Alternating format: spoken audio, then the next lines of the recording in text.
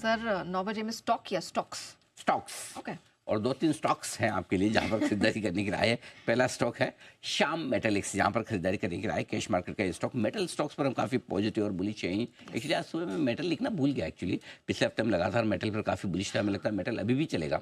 और मेटल में आज सेल भी वैसे वायदा कारोबार के बैंड से बाहर निकला है, वो भी अच्छा प्रदर्शन करना चाहिए। लेकिन श्याम मेटालिक्स 855 रुपये के स्टॉप लॉस से खरीदें 888 और 900 के टारगेट के लिए। और वजह है कि एंटी डंपिंग ड्यूटी जो चाइनीज़ प्रोडक्ट्स पे लग रही थी उसे और आगे बढ़ाने के लिए जारी करने का फैसला किया गया है। ये कंपनी के लिए पॉजिटिव है, क्योंकि हिंडाल्को के बाद श्याम मेटालिक्स एल्यूमिनियम फॉइल बनाने वाली दूसरी सबसे बड़ी कंपनी है। एक अच्छी रिपोर्ट भी है यूबीएस की तरफ से, जिन्होंने इनका टारगेट मेंटेन किया है 1175 का। तो पहला स्टॉक ये है।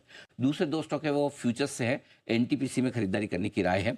343 के स्टॉप लॉस के साथ 359 और 365 दो टारगेट है। आपको बताइए लगातार हम पावर स्टॉक्स पर बहुत बुलिश है।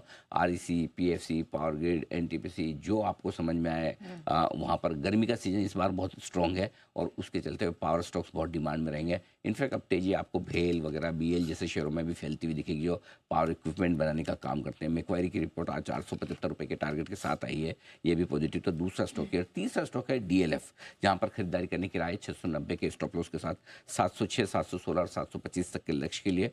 रेट सेंसिटिव स्टॉक्स हमें बहुत पॉजिटिव लग रहे हैं, जिसमें एनबीएफसी बैंक के अलावा रियल एस्टेट, ऑटो भी हैं, जिन्हें फ़ायदा होता है सीधा सीधा ब्याज दरें घटने का। जेफरीज की रिपोर्ट 1000 रुपये के टारगेट के साथ है।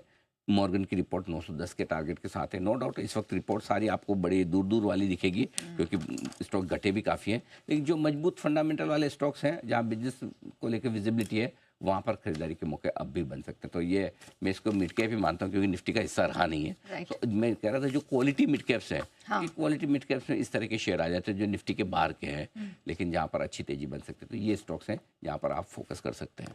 वेरी वेल, चलिए इन स्टॉक्स पे नजर रहेगी, लेकिन थोड़ी